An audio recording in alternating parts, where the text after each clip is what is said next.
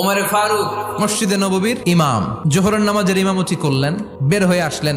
দেখেন মসজিদের বারান্দায় ইয়ামান থেকে আসা কিছু লোক গোল হয়ে বসে বসে জিকির করে।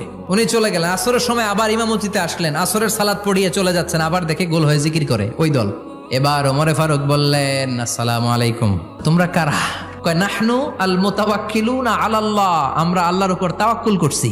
তো তাওয়াক্কুল করে যে বসে আছো তোমাদের ফ্যামিলি নাই? আর তোমরা যে বসে আছো তিনটা বেলা খাইলা কোত্থেকে? না রোজা দা। ইয়ামানি লোকগুলো বলে না রোজা রাখি নাই, খাইছি। ওমর বলল বড় আল্লাহর ওলি খানা করতে আইছে।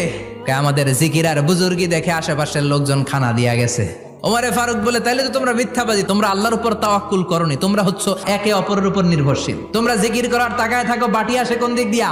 আল্লাহর উপর তাওয়াক্কুল এটা নয়। এখনই মসজিদ থেকে বের হয়ে যাও।